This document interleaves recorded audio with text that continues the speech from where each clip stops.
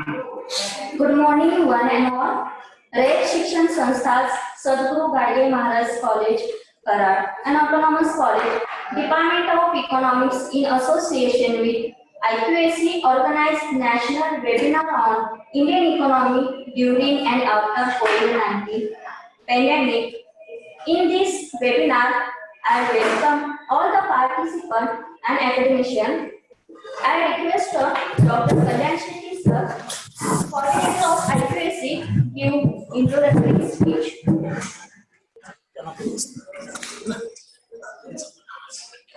Thank you very much, madam. A very good morning to all of you. Honorable principals, Dr. Mohan Rajbani Sahib, Honorable Vice Principals, Professor S. A. Patil, Dr. S. R. Sawant, Kamble Madam, guest speakers, Dr. Elia Ughade from Pune, Dr. Pandharinath Disbach from Nashik, Professor Bansude, Head Department of Economics, all the resourceful faculty members of the Department of Economics, all the respected delegates and friends. It is indeed a pleasure for me to greet you at this very important moment when we are organizing a national level webinar on Indian economy in and after COVID-19 pandemic. First of all, I extend a very warm welcome to all of you on behalf of Internal Quality Assurance Cell and Department of Economics of this college. Friends, before we start the proceedings, I would like to briefly introduce our parent institution and the college to you all. Sadhguru Gadge Maharaj College, Karad, an autonomous college, has been established way back in 1954 by Padma Bhushan Dr. Padma Bhushan Karmali Bharo Patil. This college is run by the parent institution, the Rayat Shikshan Sanstha, Satara. We, the people of Maharashtra, are quite fortunate to have been gifted with many personalities who have, with their zeal and vitality, with their work and dedication, they have transformed the face of Maharashtra. In the field of education, there come many names to our minds that have really changed the face of Maharashtra. So Padma Bhushan Dr. Karmali Bharo Patil has established this Rayat Shikshan Sanstha Satara in 1919 at the village Kale in Karad district.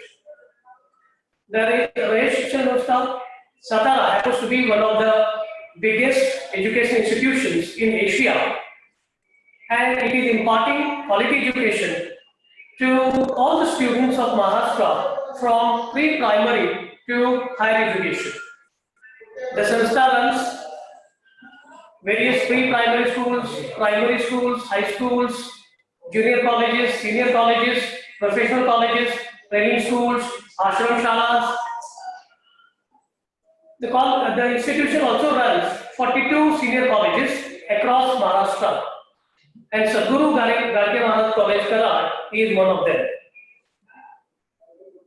Established in 1954, Sadhguru Gadge Maharaj College, Karad, an autonomous college, is one of the biggest and well-known multi-faculty colleges in the jurisdiction of Shivaji University, Kolhapur. The college has been recognized by University Grant Commission with 2F and 12B. It offers diversified programs in conventional, non-conventional, and professional modes in arts, science, and commerce disciplines.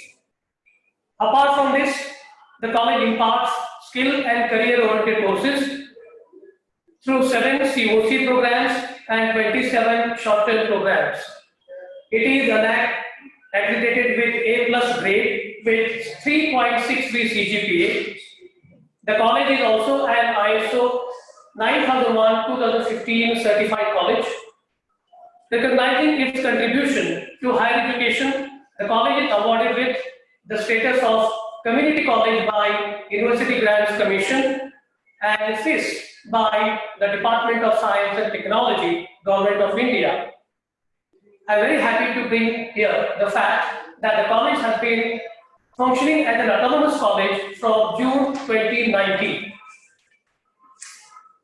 At this webinar, we have two eminent personalities with us, Dr. Elia Avgade from Pune, Dr. Pandharinath Viswaj from Nashik. It is a pleasure to have these scholars with us at this webinar.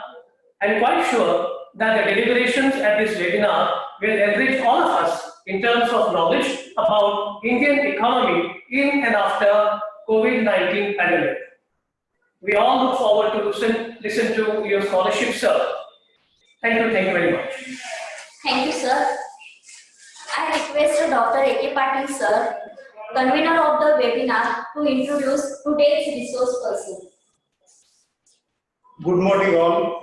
Honorable Principal Dr. Rajmane Sahib, resource person Dr. Avgade sir from Pune, Dr. Viswaj sir from Nashik, our IPC coordinator Dr. Kalyan Shetty sir, head of the department Bansode sir, and all the participants. I heartily welcome to all of you. Friends, Indian economy is the fifth largest economy in the world and second most populous country in the world. Now we know that the entire world is facing the problem or the suffering from the COVID-19 pandemic. Because of that, huge amount of the losses occurred during last 4 months. And many sectors of the economy, even not only Indian economy but also entire world economy, is affected by the pandemic. Growth of the Indian economy is lowest in last 30 years. It is very serious issue in our country. Friends, it is a proper time to suggest the remedies to revive our economy and boost the economy in near future. For this purpose, the Department of Economics is organizing this webinar. Friends, for this webinar, today we have a distinguished guest with us. I would like to introduce today's resource person, Dr. Elia Avgade sir from Pune. He is alumni of Rayat Shikshan Samstha. It is proud to us.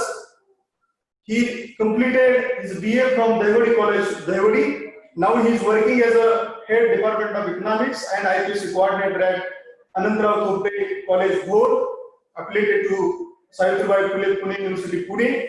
He worked as a BOS member in Pune University during 2010-15. He has been written many articles and research papers in reputed journals. Number of books are on his credit. He has completed 3 UGC minor research projects. Apart from research and academic activities, he is more associated with social activities. He worked as an NSS program officer for the college. Even many activities conducted by him for the students, especially in the rural areas and tribal areas. He also associated with Bharatiya Arthashastra Parishad and Indian Economic Association. More interesting is that he is yoga teacher recognized by the Yoga Vidyadham Nashik. So it is a great pleasure to invite Dr. Avgade sir here. Friends, another our guest is Pandharinath Rajaram Disagar from Maharaja Sahajrao Gaikwad Arts, Science and Commerce College, Malegaon, Nashik. He is also experienced teacher in economics. He published a number of papers in reputed journals. He is also associated with Indian Economic Association and Marathi Arthashastra Parishad. I heartily welcome to both the resource persons on this occasion. Friends, it is my immense pleasure to welcome our beloved principal Mohan Rajmane Sahib. He is a good academician and innovative administrator. Lastly, I welcome all the participants and resource persons on this occasion. Thank you. Thank you, sir. Now, I request the Honorable Principal Dr. Rajmane sir to deliver inaugural address. A very good morning to one and all. I am Dr. Mohan Rajmane, Principal, Sadguru Gadge Maharaj College, Karad, District Satara. The guest speaker of today's webinar Professor Dr. A.A. Avgade sir from Pune. Another one, Dr. Pandarinath Disgas from Nashik. Professor Bansode, Head Department of Economics. Professor Girish Kalyan Shetty, IPSC Coordinator. Dr. A.K. Patil, all the faculty members and the delegate friends.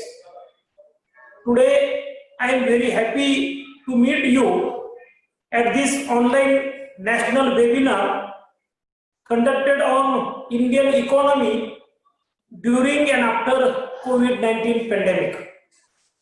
First of all, I congratulate the Department of Economics as well as IQSC SAIL for organizing national level webinar on this topic. Friends, as we know that Indian economy is characterized as a developing market economy. It is the world's fifth largest economy by national GDP. India ranks second globally in food and agriculture production. As we know that the economy impact of COVID-19 pandemic in India has been largely disruptive. Numerous ranging agencies downgraded India's GDP predications to negative figure and signaling a most severe recession in India. For example, as we know that unemployment changes from 6.7% to 26% during lockdown period. It is estimated that around 12 crore people lose their employment in lockdown period, while the salaries were cut off for many others. Major companies in India, factories in India have temporarily suspended or significantly reduced their operations. More than 45% of households across the nation have been reported an income drop as compared to the previous year. The Indian economy was expected to suffer loss of rupees 32,000 crore every day during the last 21 days of complete lockdown. Today, the Department of Economics has organized a national level webinar on this important issue. I am sure the deliberations in this webinar will help to gain as well as understand knowledge about the Indian economy during and after COVID-19 pandemic. I wish you all the good luck. Thank you. Thank you very much. Thank you, sir. I request today's speaker, Dr. A.A. Avgade sir, to guide us on the topic impact of COVID-19 on wage earners in India. Good morning, ladies and gentlemen. Good morning, all of you. Respected Principal, Dr. Rajmani sir,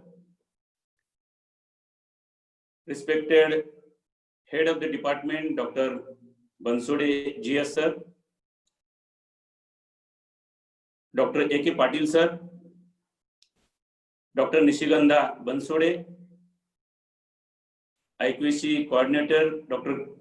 Kalyan Shetty, all colleagues of the colleges and participants from different parts of India.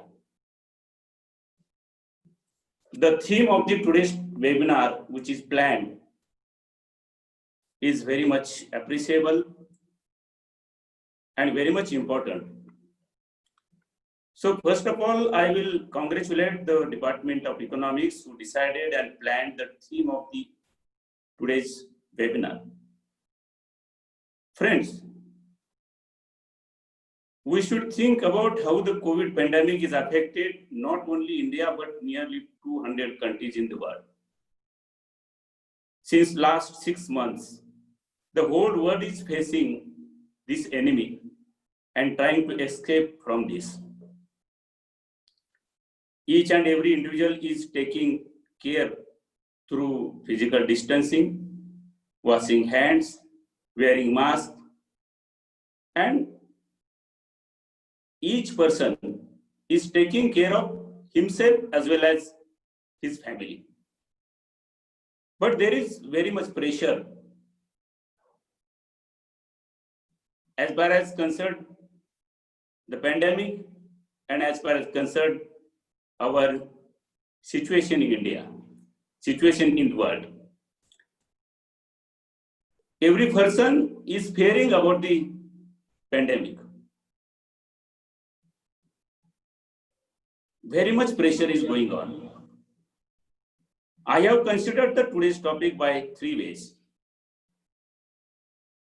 How corona pandemic pressure is increased in India.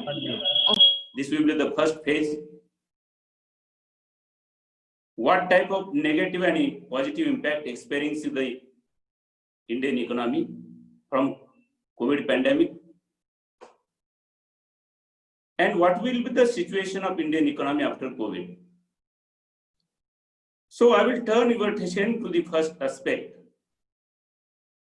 to how COVID has put pressure on our Indian economy. And how then we awakened suddenly when we realized that what is the actual tension, actual pressure from the COVID. Up to the end of February, we were totally tensionless. The first COVID case was identified in Kerala on 30th January 2020. Was from China. At the end of February, there were only 3 cases and was not any single death. We were only watching the news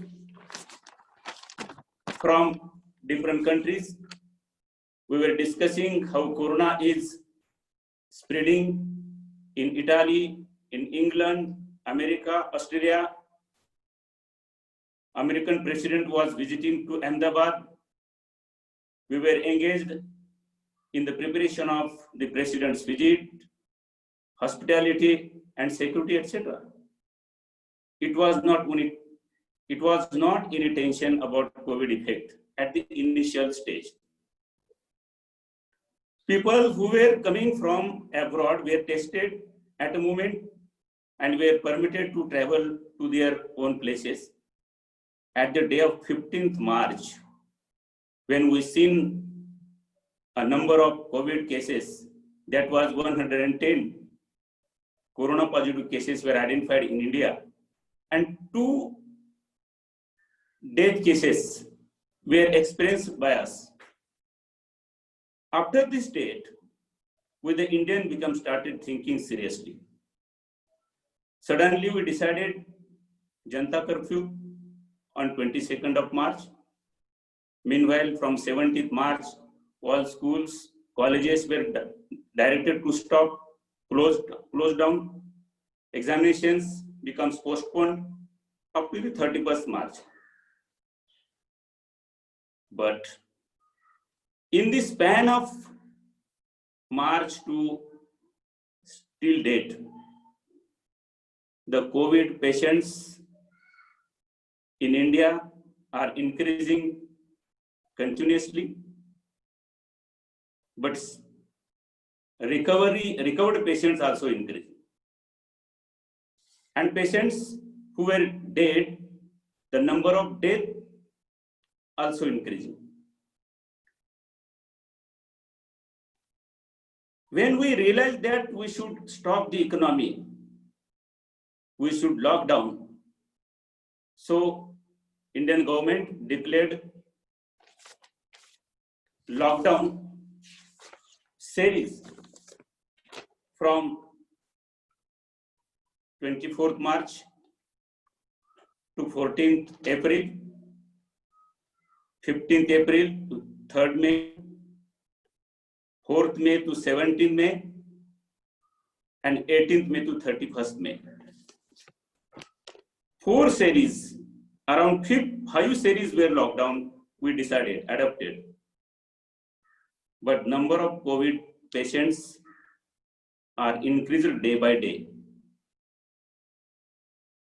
In between, there was a doubling rate, and we, the Maharashtrian, were ahead in India. When we see the date, that is 15th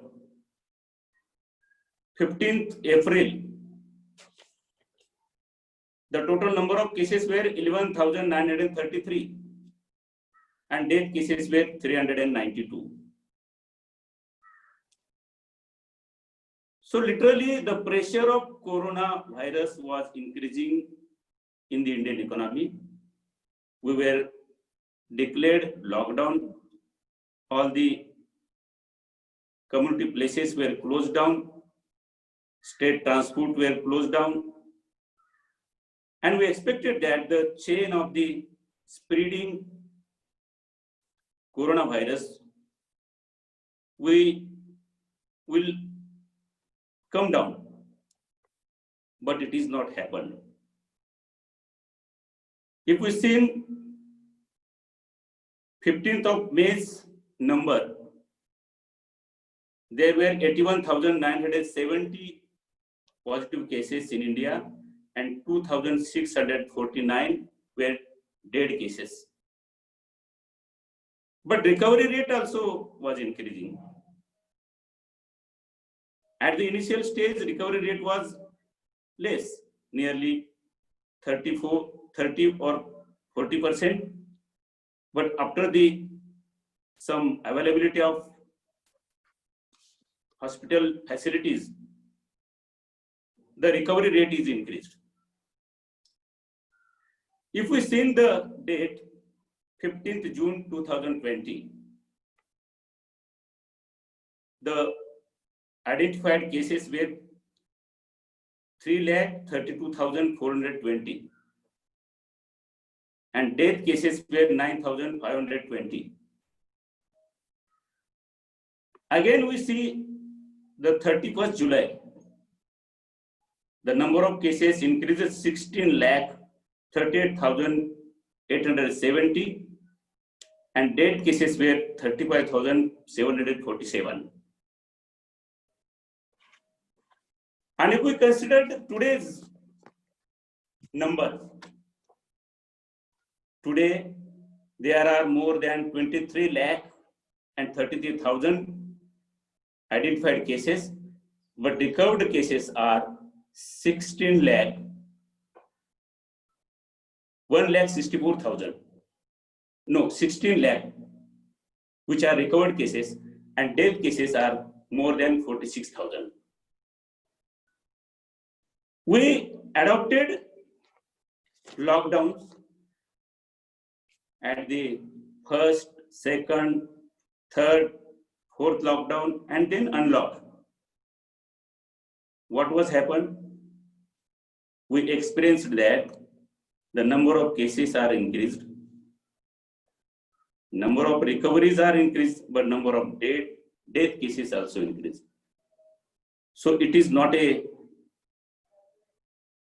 easy period to our economy. For the sake of security, our government has declared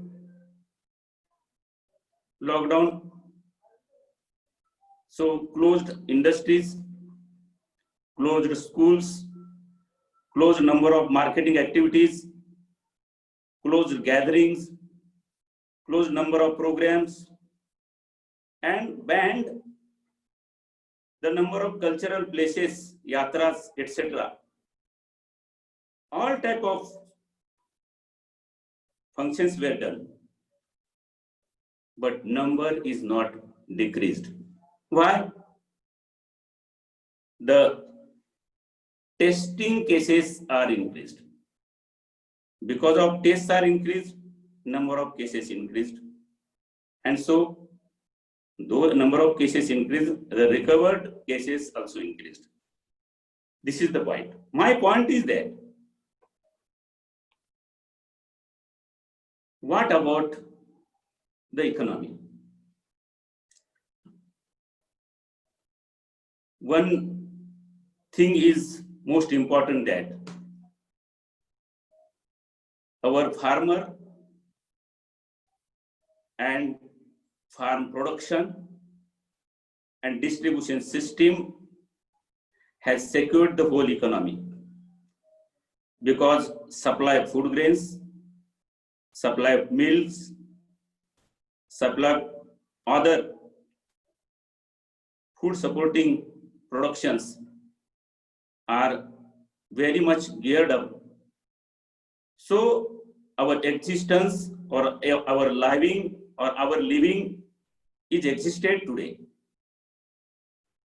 We should give importance to our agricultural sector for that purpose. But what other sectors? Industries are closed. Only necessary, only essential goods producing industries were carried on. That means drug industries, agro-processing industries, and other supporting industries were carried on. But out of these, other total industrial sector totally stopped. Construction sector totally stopped. And because of that, transport sector totally stopped. And because of that, number of negative impact are experienced by us. Economic impact of the corona pandemic in India has been largely disruptive. We are going to second steps of this topic. India's growth in the fourth quarter of the fiscal year went down to 3%, according to the Ministry of Statistics. Economic advisor of the Government of India said that this drop is mainly due to coronavirus pandemic effect. But this was not only the case.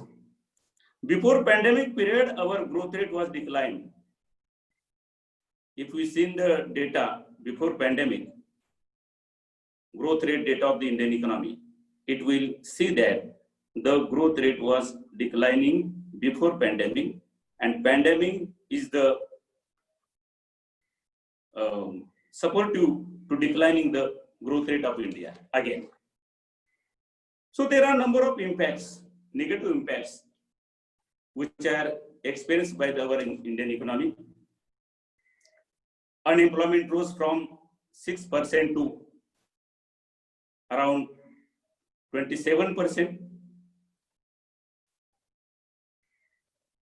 Center for Monitoring Indian Economy has reported that around 122 million people lost their job.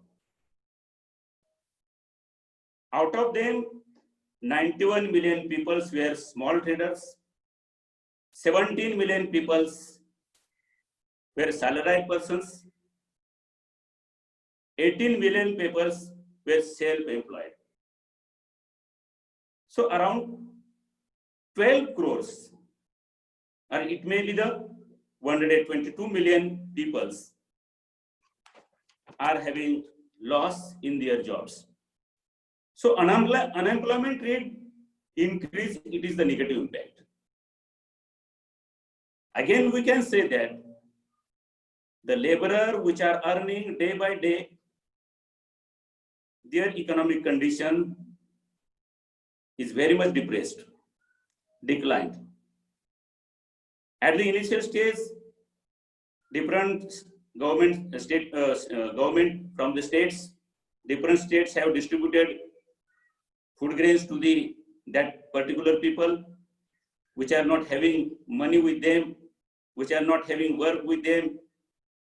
But at what time, how many time it can be possible to distribute the food without money.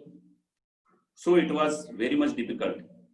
It was expected that the corona effect will be remain only 1 month, hardly only 1.5 months, but is captured our time, that is 7 months, that started in January and it is today August. And our economy is facing from February, last of 30th January and then February. So if we counted months, that is last 6, 7 months, 8 months, 8 months is starting, we are facing the corona pandemic. So unemployment rate is increasing, it is the negative effect on the Indian economy. Then again, if we consider supply chain of economy, in the pandemic period, in the COVID pandemic period, supply of food grains, supply of medicines, supply of milk, supply of hospital facilities, supply of electricity, supply of agro products, supply of transport facilities. These type of supply chains becomes under stress, under pressure. How to supply, how to provide the essential goods to the people, it was a challenge. Our Corona Yoddha, we are called that, doctors, nurses, drivers who are driving the cars of the officers, police, security guards, all are the Corona Yoddhi. For that persons, we have taken very much care, but total supply of chain, supply of essential goods, this type of chain was disturbed, was under stress, under pressure, under tension. There was a ban on the malls. There was a time span for opening the kirana shops and other essential goods supply shops. So the supply chain was stressed down. This was another effect. Again, if we consider about the government income, because of closing down the businesses, industries, and other give and takes, the income which was coming from different sectors to the government sector becomes stopped. So government position is in critical position, in the critical situation. Therefore, government lending and distribution system collapsed. Who is Shasankarta? It is not the subject. But the stress, the pressure, the tension is the common subject. So distribution system of the government becomes collapsed because all the force are used to control the pandemic, and income set of the government disturbed, central government or state government. Again, if we see in the Indian economy has earning total GDP from different activities. More than 6% share of tourism industry was there before pandemic. Tourism industry is a very much important industry because through the tourism industry, different types of businesses are increased, different types of employment opportunities are increased. But the tourism industry in India becomes collapsed because of closing down decision. And it is not a wrong decision, because in the tourism, all other peoples are gathered, and if gathering is increased, the corona situation, speeding up corona situation will be higher. So that situation, with the thinking that the government had decided to stop the tourism centers, and tourism centers stopped, another question arises that the hospitality industry also collapsed. In the hospitality industry, that is we will call in Marathi Adaratithya, lodging, boarding, all other things which make hospitalized, and in the big cities, there are a number of students are learning and they are living in paying guest at the PG centers. There is hospitality service. Number of persons who are from their families alone and working in the big cities, they are also using PGs. There is also a hospitality, and number of business owners are earning from hospitality industry, but this industry also collapsed. So this was the another impact from pandemic. Then again we consider about what is the consumer situation, consumerism, what was the situation of consumer activity. Large number of consumers are in curb their expenditure for their consumer activities, purchasing goods and services, purchasing gold, purchasing cloth. But if we consider that in the lockdown, we were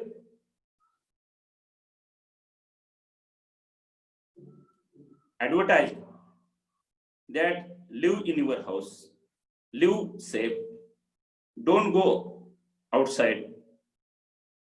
For that, number of people are lived in the houses, and the consumer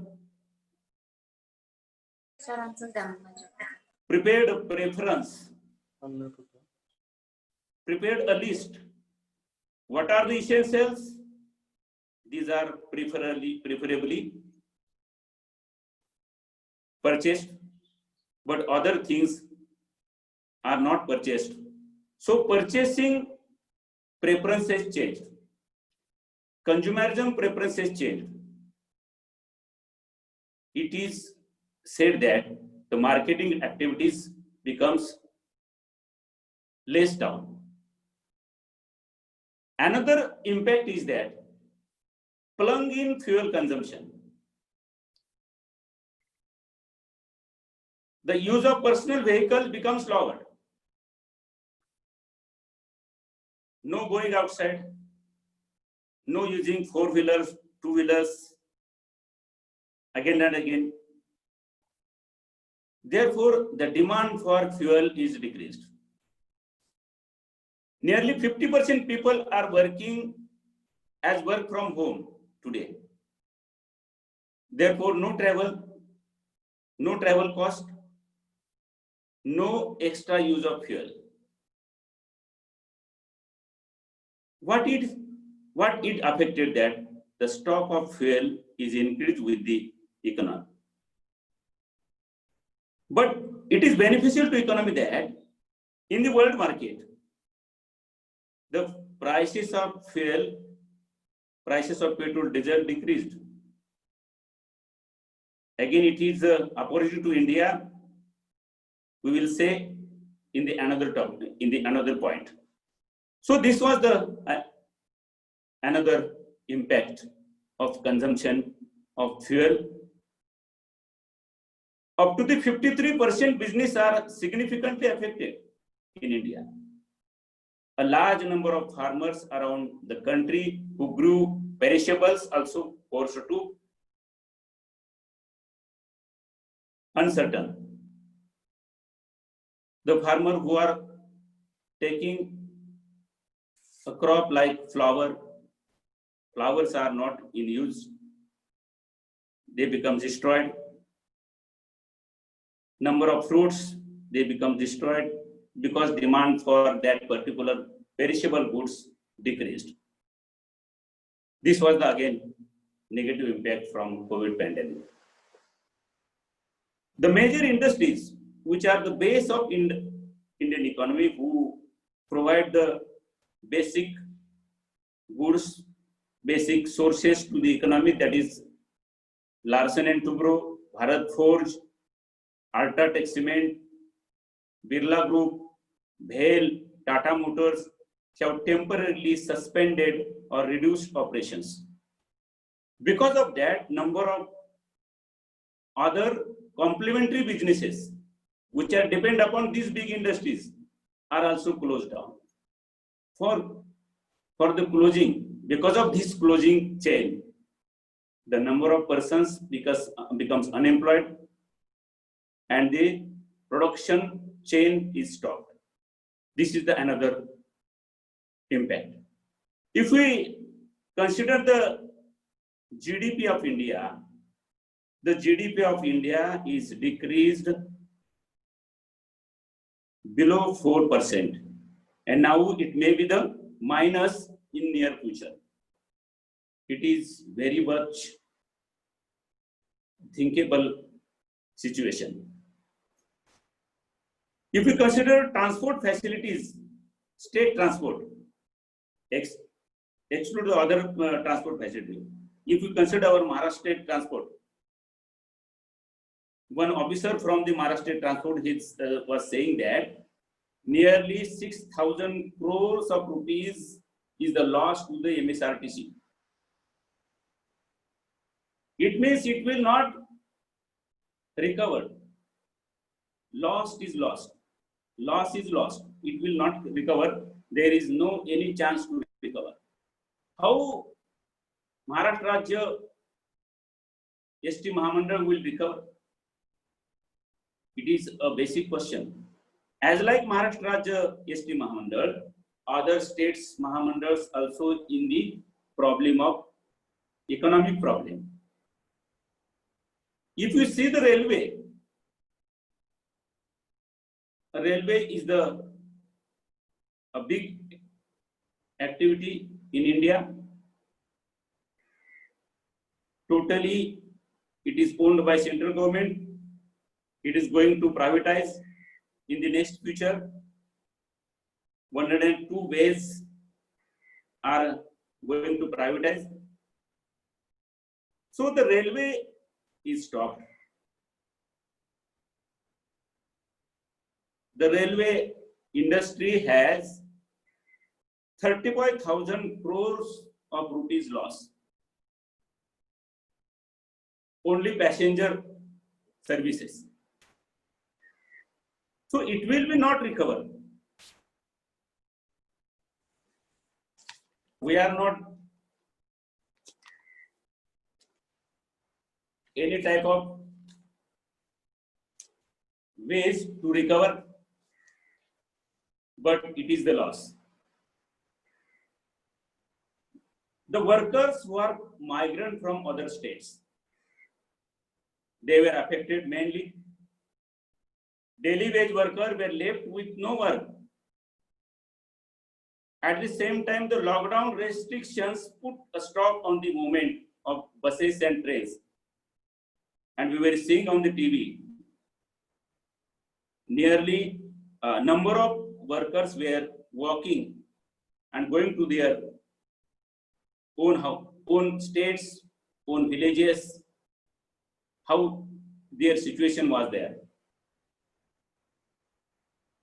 So it was the COVID pandemic has increased the number of impact on the Indian economy.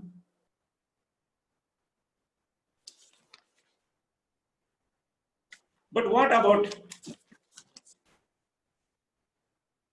again, what will what will be the future of the COVID? At when time it will stop? It is uncertain. Uncertainty is there. If we consider the COVID effect will not decrease. It has uncertainty. When COVID pandemic will end, it is uncertain. We are hearing that some institutes are going to prepare the vaccine. Russia has declared the vaccine, but first of all, the Russia is giving vaccine to their doctors, nurses, and then it will exported or distributed in their country and the other countries. Our Serum Institute started. It will get, but what is the time? We are unknown. So it is difficult to forecast about pandemic. It is uncertain. We should do ready our mindset to live along with COVID. If we care ourselves, care our family, if we not gather, number of people are gathering, number of people are attending marriage ceremonies, number of people are attending other cultural ceremonies, and becomes affect from the COVID. And the chain is increasing. So we should ready our mindset to live along with COVID, but with the care, with the safetyness. One person was saying that the person was eminent person who said that lockdown is the not only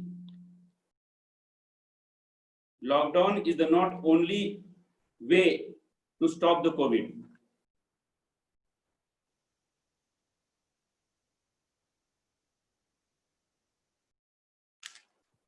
Anand Mahindra,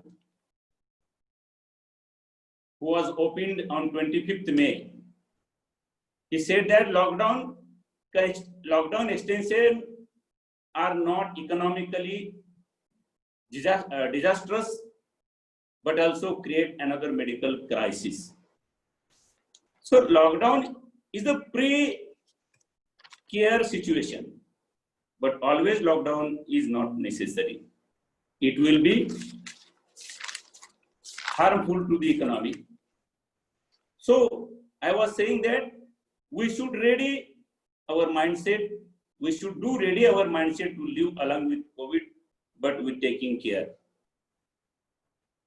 After availability of vaccine, how and when it will end, it is difficult to say.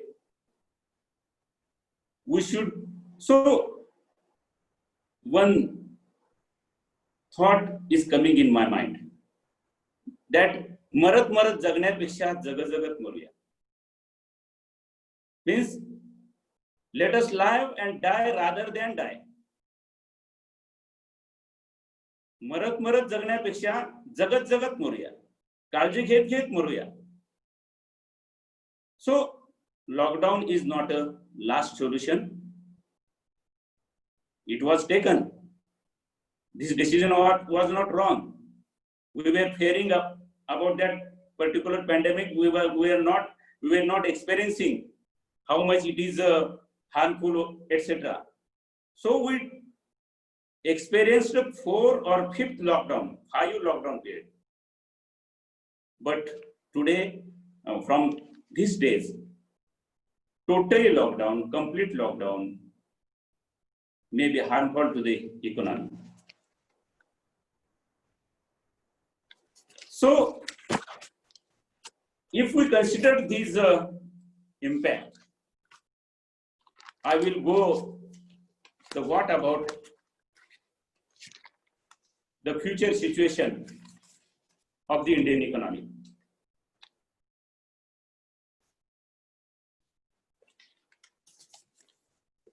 One institution which is established in England, the institution's name is IHS, Information Handling Services. The headquarters is in London. This IHS market has forecast about the Indian economy. That is, the Indian economy will rebound as the impact of pandemic recedes, with improving economic growth momentum in the second half of 2020, and will positive GDP growth of 6.7% in the year 2021-22. But if the Indian economy used and make available, be ready for the situation with the capital investment, etc.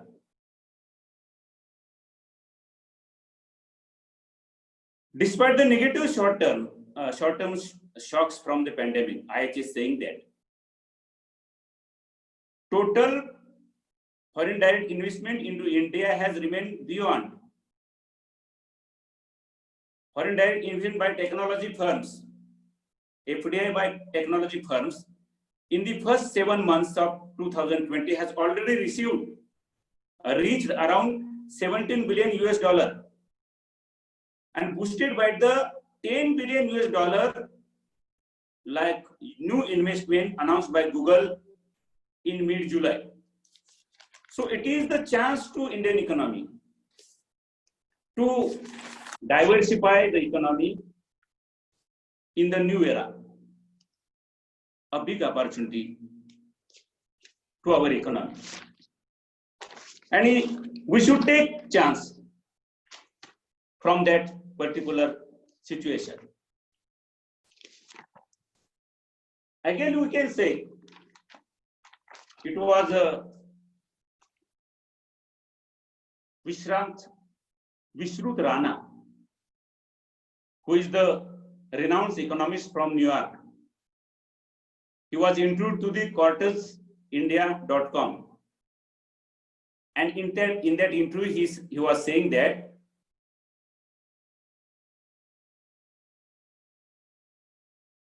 the resumption of normal economic activity will drive much of the growth to the Indian economy.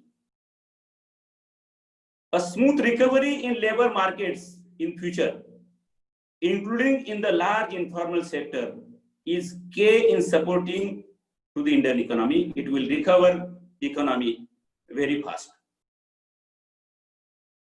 So we are hoping that in the near future, Indian economy has a good opportunity to rise up,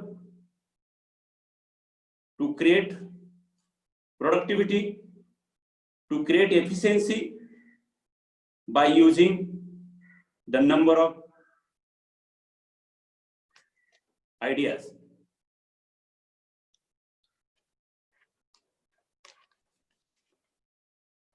Micro and small medium enterprises are in a very dangerous position.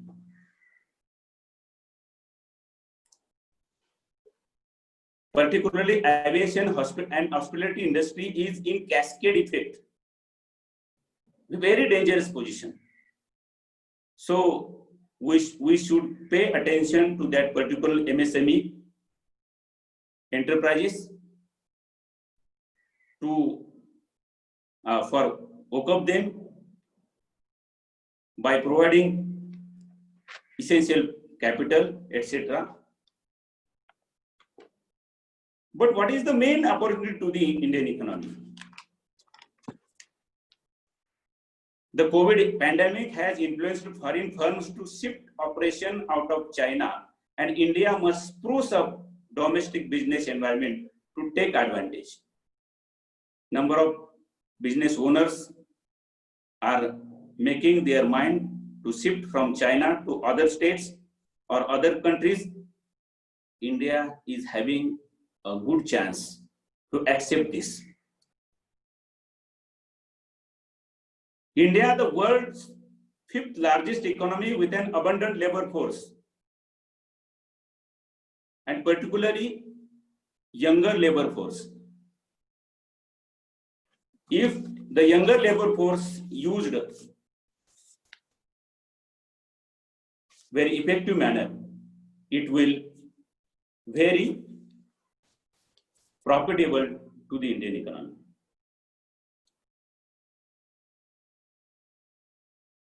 If we consider about this small type of business or small type of employment opportunities, one can say that if anyone has any other skill, like let us say a photographer, it will be easy to get started online consultancy. There is no any alternative in the future. We are all gathered online today because of there is no chance to gather in a one place. Nearly more than 200 people are gathering here, and we are chatting each other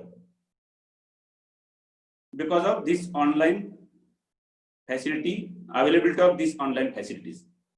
So there is no any type of any alternative in the future. Our college was organized a webinar on that particular issue, and one person from Pune and Gujarat University Chancellor was there, and they opened that we are not alternative. We should aware about the digital programming. We should aware about the internet system. So Google Class, all type of digital class should be there, and we should accept it. There are number of questions, number of problems in the rural area. Though there are number of problems, government should pay attention to provide the facilities of that particular internet system and all that. So if one can having a skill, one type of skill, he will get an employment opportunity in his village properly or in his town. He can start with one can start with online music class. If he is musician, online music class. I am musician. I'm having that is called I have given 5 examinations of music, and today I am listening from Delhi University's music players every day at morning. So music class, who are musician, he can arrange the online music class and earn money. One can, who is the cooking, who is based in cooking, so start with online cooking classes, online dietitian classes, consultancy of dietitian, consultancy of other type of information. Set up your online tutoring classes. A teacher wants to do class or take class or teach, he can organize online tutoring classes. Freelancing is the big industry today. The artists who are taking photographs, making films, short films,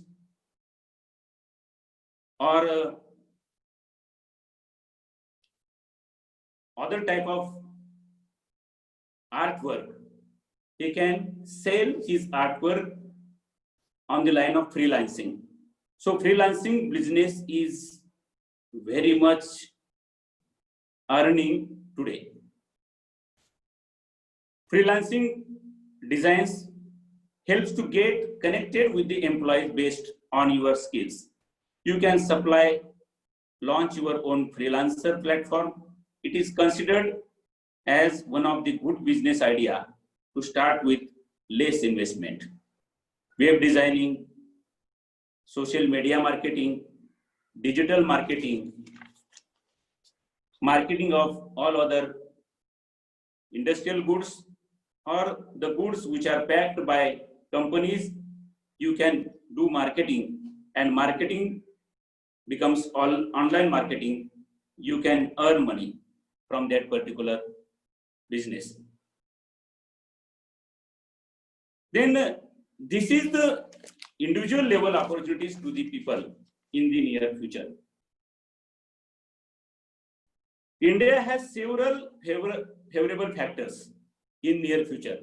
That is, global crude oil prices are diminishing because of war between Russia and OPEC. Before pandemic or before this situation, oil prices which were hovering at most $55 to $60 per barrel. Now the prices are coming down $25 to $30 per barrel. So this is the chance of Indian economy to take a chance from the global market. Then once the pandemic cases subside and things come under control, the foreign investors are bound to come back to India. It is a good opportunity to India because there is faithfulness from whole world regarding about Indians. Indians are honest. So investment in India will be profitable to the outside investors. And so we should take the chance, we should take opportunity from the outside investors. Again, we can say that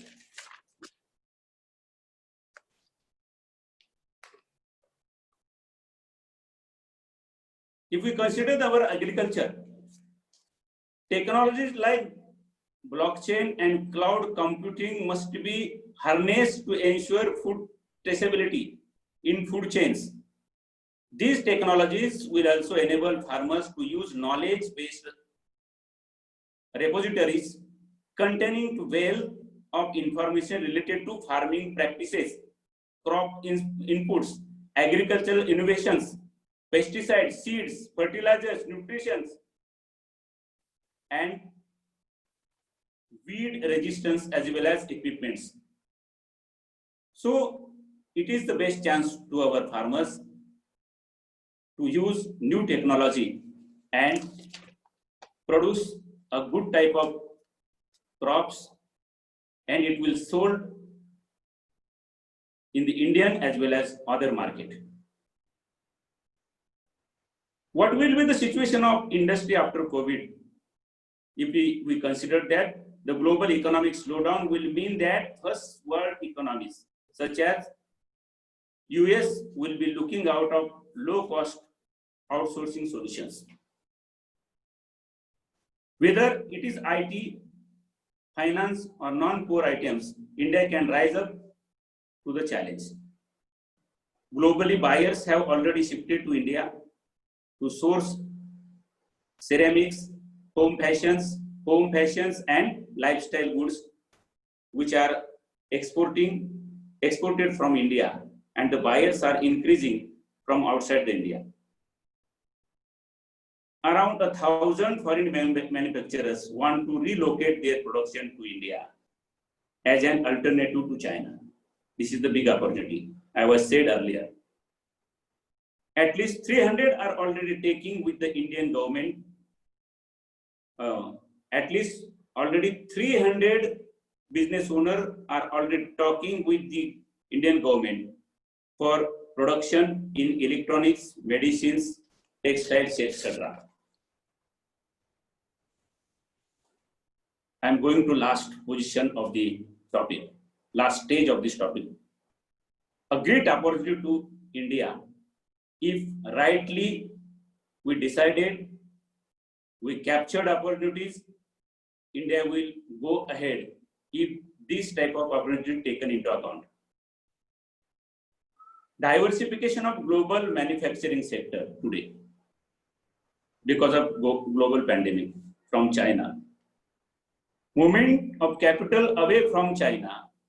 This might be an opportunity to India.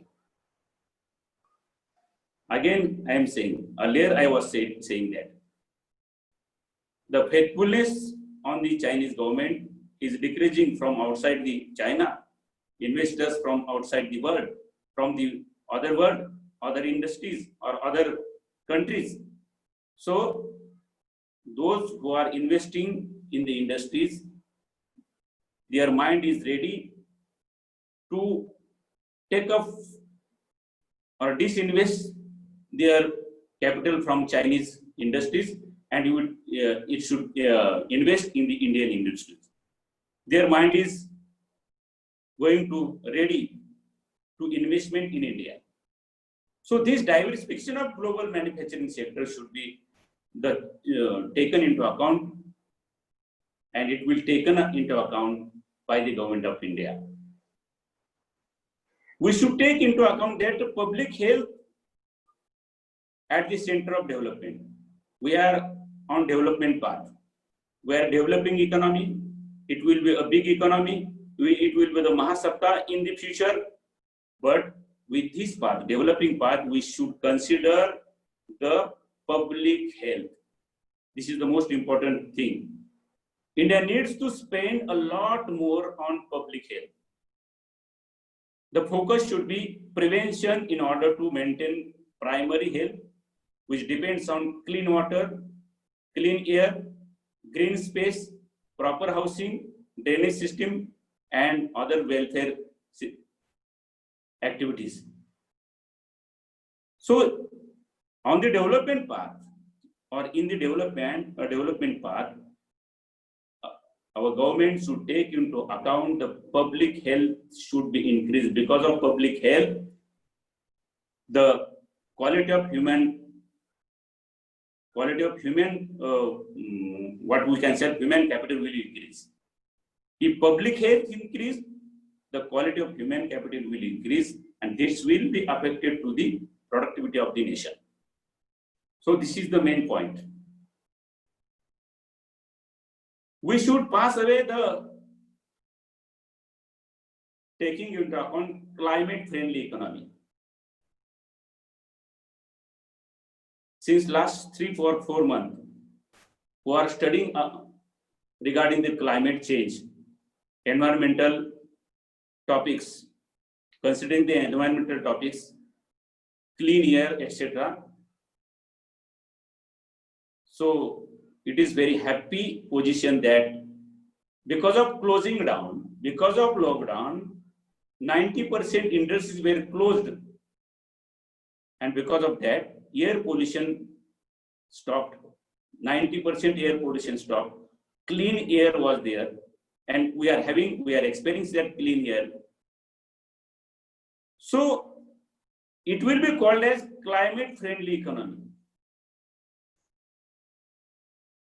There is a danger that with cheap oil prices, if oil is cheap, if imported more oil used, and if higher use of oil or petroleum goods, it will be dangerous to, again, environmental situation. So it is suggested that India may go back to encouraging an oil-intensive economy. The focus should be green transport, electric cars and public transport. Post-COVID economy will be mostly a green economy. This is the good chance. Electric car will not affect to the environmental situation. Because if we used more and more electric car, the environmental situation will be not degraded. So this is another chance to the economy. Government as well as we should pay attention to our agricultural sector. Focus should be given to the agricultural sector, that it is a good opportunity to promote sustainable agriculture. In times of crisis, social stability is of paramount importance, and that is secured with production and distribution of food grains. So agriculture is the basic sector. It should be not avoided. So we should pay attention to the agriculture sector, to save agriculture sector, productivity of agriculture sector. Because of today's pandemic era, agriculture has supported basically because of supplying food grains and all essentials. And last but not least, I will say that youth employment. There is one era in which India needs to go a long way after COVID-19. The strategy should be to develop policies and institutional framework to create entry-level, mid-level, and low-end jobs in large numbers, mostly in rural and semi-urban areas. Our youth should not, large number of youth should not migrate to the urban area. Number of youth should be lived in the rural and semi-urban area.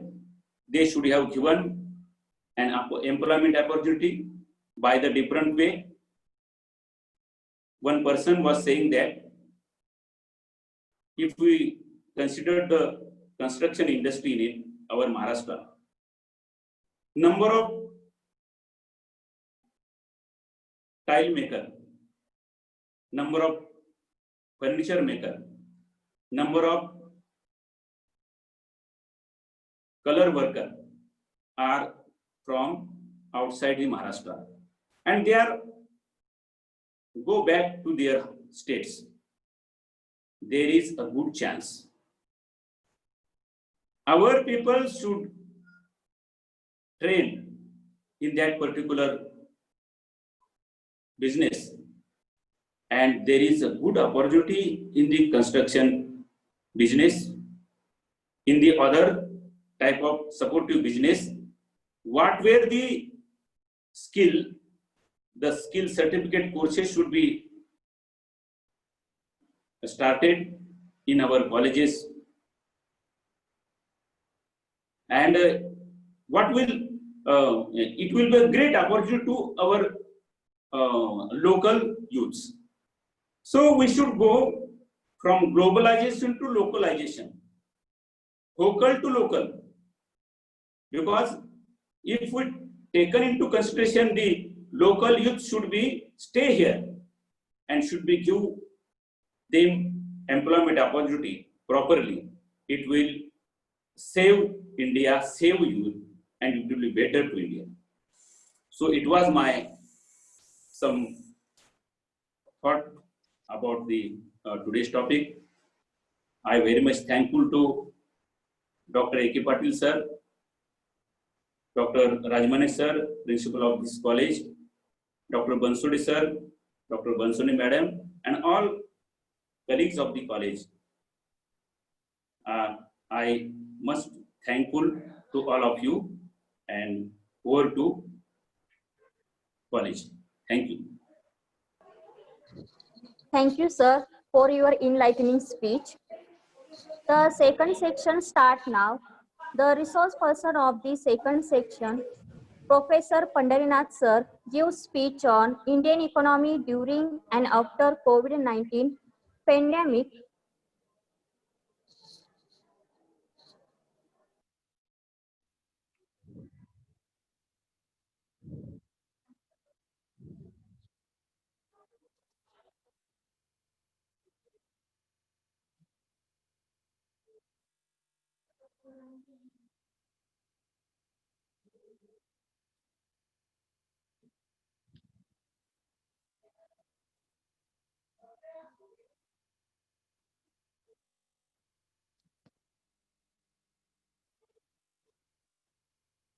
Hello. Hello. Hello. Sir, you are audible, please.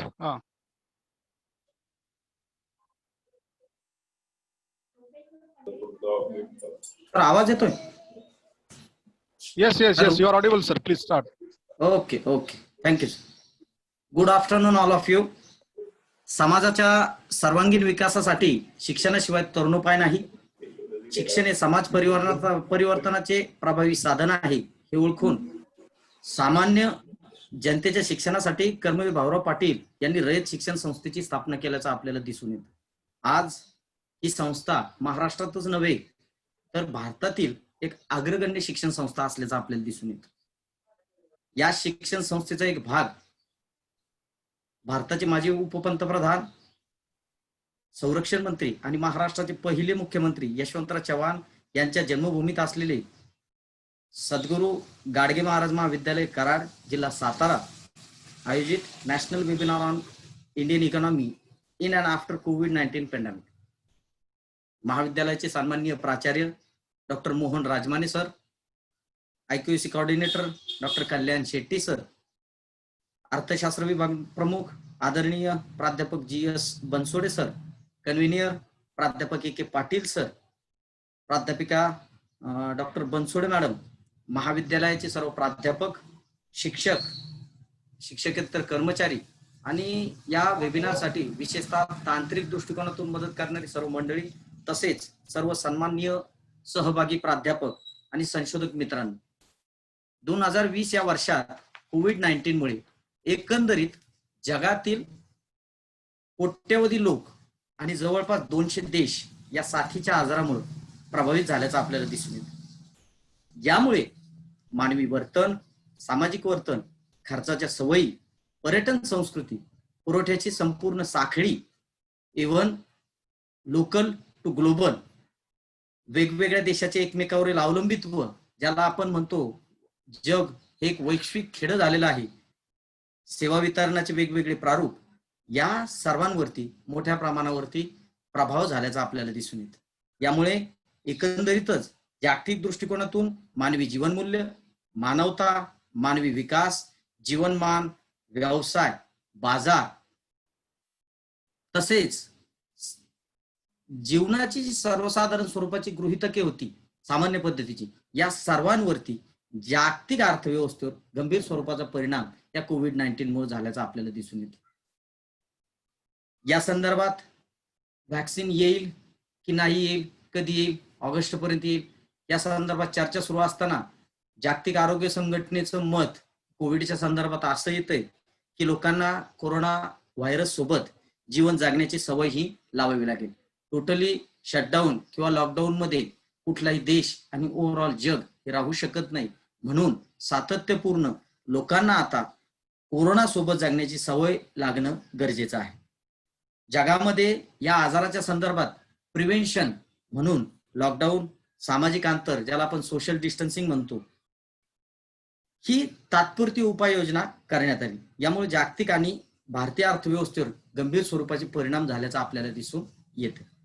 यामध्ये एकंदरीत जागतिक दृष्टिकोनातून परिणाम होताना आपल्याला असं दिसतं की दुसऱ्या महायुद्धानंतर ज्या 2 ट्विन्स जुळ्या संस्थांची स्थापना झाली त्यातील एक महत्वपूर्ण संस्था इंटरनॅशनल मॉनिटरी फंड, आंतरराष्ट्रीय नाणेनिधी, 9 एप्रिलला या आंतरराष्ट्रीय नाणेनिधीच्या प्रमुख असलेल्या क्रिस्टलिना जॉर्जिव्हा यांनी एक मत प्रदर्शित केलं जागतिक दृष्टिकोनातून. हे मत सांगताना त्यांनी सांगितलं 2020 मधील जागतिक अर्थव्यवस्थेवरील घसरण ही 1930ला जी जागतिक महामंदी आली होती, तर या जागतिक महामंदीनंतरची सगळ्यात मोठी जगाची आणि जागतिक अर्थव्यवस्थेची घसरण असल्याचं त्यांना दिसून आलं.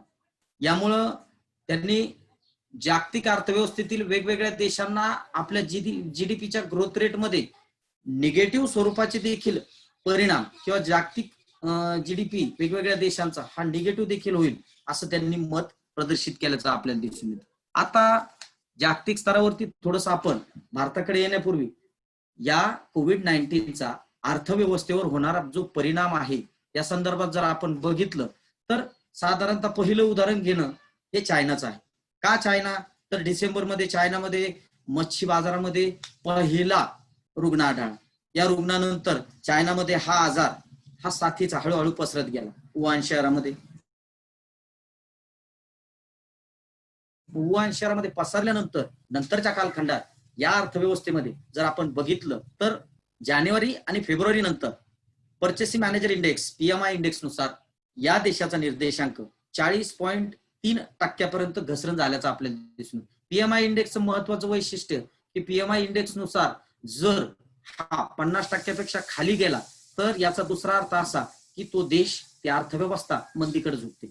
आणि जगातील पहिला देश ज्या देशामध्ये कोरोना व्हायरसचा शिरकाव झाला आणि जिथून जगामध्ये शिरकाव झाला त्या देशाला फेब्रुवारीमध्ये जर 40.3% निर्देशांक येतोय म्हणजे चायनाची अर्थव्यवस्था ही मंदीकडे जात असल्याचे आपल्याला दिसून. ओव्हरऑल ती चायनाची सुरुवात, नंतर हा हळूहळू पेंडेमिक जवळपास COVID-19 हा जगभर पसरल्याचा आपल्याला दिसून येतो. त्यामध्ये 200 देश आणि कोट्यवधी लोकांचा समावेश असले. त्यामुळं नंतरच्या काळामध्ये भारतीय अर्थव्यवस्थेमध्ये देखील याचे आणि जागतिक अर्थव्यवस्थेवर याचे नकारात्मक स्वरूपाचे परिणाम आपल्याला दिसून येतील. आता थोडंसं भारतीय अर्थव्यवस्थेकडे येऊ. कोरोना पूर्वीचा भारतीय अर्थव्यवस्थेचा कालखंड कसा होता या संदर्भात आपण चर्चा करणार आहोत. कोरोना पूर्वीच्या काळाच्या संदर्भात जर आपण बघितलं तर भारतीय अर्थव्यवस्थेचा जो GDP आहे हा 4.2% आला होता, जो गेल्या 12 वर्षातील सर्वात निम्न पातळीवर असल्याचं आपल्याला दिसून येते. म्हणजे एकंदरीत पूर्वीच्या कोविड पूर्वी भारतीय अर्थव्यवस्थेतील GDPचा दर हा गेल्या 12 वर्षातील निम्न पातळीवर असल्याचं आपल्याला दिसून येते. सेकंड, भारतीय अर्थव्यवस्थेतील जो महत्वाचा पार्ट आहे लेबर फोर्स, तर बेरोजगारीच्या संदर्भात आपण जर बघितलं तर 45 वर्षातील जी बेरोजगारी आहे तर याचा सगळ्यात उच्च स्तर हा कोविड पूर्वीचा भारतीय अर्थव्यवस्थेचा असल्याचं आपल्याला दिसून येतं. यानंतर भारतातील जी मागणी आहे तर ती स्लो डाऊन म्हणजे मंदावल्याचं देखील आपल्याला दिसून येतं. त्याच पद्धतीनं नंतर FRBM ऍक्ट नुसार भारताची राजकीय तूट, राजकोषीय तूट ही 19-20 मध्ये 3.5% एवढी गृहीत धरलेली होती, परंतु प्रत्यक्षात मात्र ही तूट ही जवळपास 4.6 कोविड पूर्वी झाल्याचं आपल्याला दिसून येते. म्हणजे जी राजकोषीय तूट आहे त्यामध्ये कोविड पूर्वीच्या काळातच खूप मोठ्या प्रमाणामध्ये तूट असल्याचं आपल्याला दिसून येते. त्यानंतर भारताच्या संदर्भात आपण ही भारतीय अर्थव्यवस्थेची कोविड पूर्वीची स्थिती होती. आता कोविडच्या काळात काय अवस्था भारतीय अर्थव्यवस्थेची आहे या संदर्भात आपण चर्चा करणार आहोत. यामध्ये भारत कोविडचा पहिला रुग्ण भारतामध्ये 30 जानेवारी 2020 ला केरळमध्ये आढळला. हा रुग्ण ज्यावेळेस आढळला त्यानंतर भारतामध्ये कोविडच्या संदर्भात फारशी काही जास्तीची तयारी नव्हती.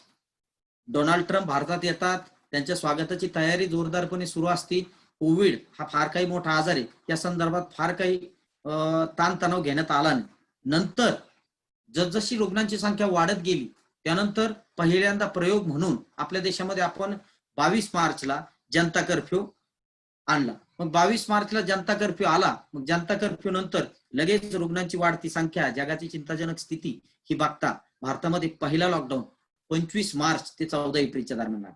नंतर हीच उत्सुकता की भारताचा लॉकडाऊन कमी होईल की जास्त होईल, वॅक्सिन येईल की नाही येईल. परंतु असं करत करत पहिला लॉकडाऊन, दुसरा लॉकडाऊन, तिसरा, चौथा, अनलॉक, काही काही वेगवेगळ्या दृष्टिकोनातून शिथिलता या वेगवेगळ्या दृष्टिकोनातून आणण्यात आला. यानंतर आता या कालखंडात भारतीय अर्थव्यवस्थेत काय करायला पाहिजे होतं हे बघण्यापूर्वी भारतीय अर्थतज्ञ आणि जगामध्ये नोबेलला नामांकन मिळालेले भारताचे RBIचे माजी गव्हर्नर डॉक्टर रघुराम राजन म्हणतात की COVID-19च्या उपाययोजना करताना कुठल्या देशांनी काय केलंय आणि काय करायला पाहिजे होतं या संदर्भात ते बोलतात. तर COVID-19च्या संदर्भात ज्या देशामध्ये COVID-19चा प्रसार रोखण्यासाठी विकेंद्रीकरण धोरण केलं, डिसेंट्रलायझेशन, तर विकेंद्रीकरण धोरण राबविलं. यात विकेंद्रीकरण करणं म्हणजे नेमके काय अपेक्षित होतं राजन यांना, तर देशाच्या केंद्र सरकारनं साधन सामग्री द्यायची, मदत द्यायची, काय पाहिजे हवं नको ते विचारायचं आणि अधिकार मात्र त्या त्या राज्यांना द्यायचे. तुमच्या राज्याची स्थिती कशी आहे यावरती काय केलं पाहिजे त्या त्या देशातील त्या त्या राज्यांनी ते बघायचं. अशा देशातील स्थिती डॉक्टर रघुराम राजन सांगतात की चांगले असेल. याचं उदाहरण दाखल त्यांनी जर्मनी आणि दक्षिण कोरिया याचं उदाहरण देखील त्यांनी दिल्याचं आपल्याला दिसून येतं. तिथं प्रादुर्भाव कमी असल्याचं आपल्याला दिसून येत. त्यानंतर भारतात लॉकडाऊन झालं. लॉकडाऊनच्या कालखंडामध्ये भारतासह अनेक देशांनी लॉकडाऊन केलं, पण त्यामुळे देशवासियांना असंख्य आणि असह्य स्वरूपाच्या वेदनांना सामोरं जावं लागल्याचं आपल्याला दिसून येतं. या अगोदरच शेक्सपियरच्या भाषेत जर सांगायचं झाल्यास, भले करण्याच्या उद्देशाने ते क्रूर झाले. या सगळ्या क्रौर्याचे रौद्र रूप दृश्य झाले. मर्यादित काळासाठी लादलेली निष्क्रियता आणि कैद यामध्ये दयेचा अंश होता की नाही हे अवघ्या जगाला वर्षभरात समजेलच. या सगळ्यामुळे आपण खूप काही गमावून बसलो आहोत आणि हातात फार काही आलेलं नाही असाही प्रक्रियेचा निष्कर्ष असू शकतो. थोडक्यात सांगायचा मूळ उद्देश हा, लॉकडाऊन केलं, पहिलं झालं, दुसरं झालं. या लॉकडाऊनच्या काळामध्ये भारतीय आरोग्य व्यवस्थेवर प्रचंड स्वरूपाचा ताण पडला. भारतीय आरोग्य व्यवस्थेवर प्रचंड स्वरूपाचा ताण पडल्यानंतर भारतीय अर्थव्यवस्थेमध्ये लॉकडाऊनचे पॉझिटिव्ह इम्पॅक्ट यायला पाहिजे होते, परंतु जेवढे पॉझिटिव्ह पाहिजे तेवढे काही आलेले आपल्याला दिसून येत नाही. यामध्ये लॉकडाऊनच्या काळामध्ये जवळपास 50 लाख मजुरांचं स्थलांतर झाल्याचं आपल्याला दिसून येतं. या स्थलांतराच्या संदर्भात सर्व सुज्ञ मंडळी आहे, आपण पेपर चालतो, कात्रण चालतो, वेगवेगळे मासिक, यामध्ये स्थलांतराच्या कालखंडामध्ये जनसामान्याचे, जो देशाचा मूळ गाभा आहे, मजूर आहे, ज्याच्यावरती देश चालतो, या सर्व मजुरांचे प्रचंड हाल झाले. कित्येकांच्या खिशात पैसे होते, परंतु त्यांना पैसे असून देखील खाण्यासाठी अन्न मिळालं नाही. या मजुरांचे लोंढे गावाकडे स्थलांतर झालं. भारतीय अर्थव्यवस्थेच्या संदर्भात ही झाली त्या काळातली स्थिती. मग याचे अर्थव्यवस्थेवर काय परिणाम झाले, तर अर्थव्यवस्थेतील जवळपास सर्वच क्षेत्रावरती गंभीर स्वरूपाचे परिणाम अर्थव्यवस्थेमध्ये आपल्याला दिसून येतात. त्या गंभीर स्वरूपाच्या परिणामांमध्ये जर आपण पाहिलं तर यामध्ये भारतीय अर्थव्यवस्थेतील प्राथमिक, द्वितीयक, तृतीयक म्हणजे कृषी, उद्योग आणि सेवा या सर्वच क्षेत्रामध्ये गंभीर स्वरूपाचे परिणाम झाल्याचं आपल्याला दिसून येतं. यामध्ये मागणीची बाजूही यामध्ये घट झाली आणि पुरवठ्याची जी चेन होती ही देखील खंडन झाल्याचं आपल्याला दिसून येतं. आता बेरोजगारी या कालखंडात कशी होती किंवा नंतरच्या काळात कशी स्थिती आहे या संदर्भात आपण चर्चा करतोय. तर centre for monitoring Indian economy CMI च्या आकडेवारीनुसार 2 ऑगस्ट रोजी संपलेल्या आठवड्यात भारतातील बेरोजगारीचा दर हा 7.19% होता. त्याचबरोबर एका महिन्यापूर्वी 12 जुलैला तो 7.43% होता, जो आता 8.67 वर पोहोचल्याचा आपल्याला दिसून येतो.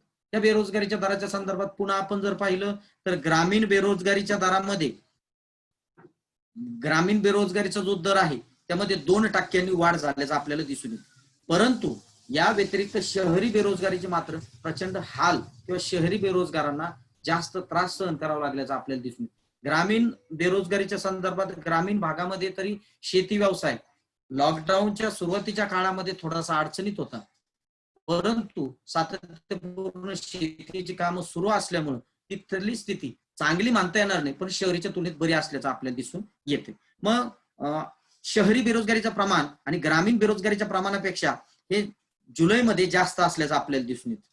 ते जवळपास जुलैमध्ये 9.15% होतं आणि ऑगस्टमध्ये त्यामध्ये वाढ होऊन ते 9.31% देखील वाढल्याचं दिसून येतं. आता शहरी बेरोजगारीची जर आपण तात्कालिक कारणं पाहिली तर कृषी क्षेत्रातील काम नसल्यानं जी लोक ग्रामीण भागाकडे होते ती पुन्हा शहराकडे येऊ लागली. हेच होत असताना उत्पादनासाठी नंतर रोजगारासाठी ही सगळी मंडळी शहराकडे येताना आपल्याला दिसून येते. 2 क्रमांक यामध्ये उत्पादन आणि वस्त्रोद्योग हळूवार गतीमुळे यावर बेरोजगारी वाढल्याचं आपल्याला दिसून येतं. त्याचप्रमाणे उद्योग क्षेत्राच्या संदर्भात थोडस जर आपण बघितलं तर उद्योग क्षेत्राची मागणी कमी झाली. सर आवाज येतोय? उद्योग क्षेत्राची मागणी कमी झाली आणि मागणी कमी झाल्यानं कर्मचारी वर्ग सुद्धा कमी होताना किंवा कपाती होताना आपल्याला दिसून येते. मग या संदर्भात PMI चा आणखी एक रिपोर्ट आहे. भारतातील 8 प्रमुख जे उद्योग आहे यांचा वृद्धी दर देखील हा 24.6% यामध्ये घट झाली, घसरण झाली आणि तो 15% आल्याचं आपल्याला दिसून येतं. यामध्ये भारतातील कोळसा असेल, कच्चे नैसर्गिक तेल असेल, नैसर्गिक वायू असेल, रिफायनरी उत्पादन असेल, खते असतील, वीज, स्टील, सिमेंट उद्योग यांच्या वृद्धी दरात मोठी घसरण झाल्याचं आपल्याला दिसून येतं. त्याचप्रमाणे अर्थव्यवस्थेतील वेगवेगळ्या क्षेत्रावरती याचा गंभीर स्वरूपाचा परिणाम झाला. मग गंभीर स्वरूपाचा वेगवेगळ्या क्षेत्रामध्ये जर आपण बघितलं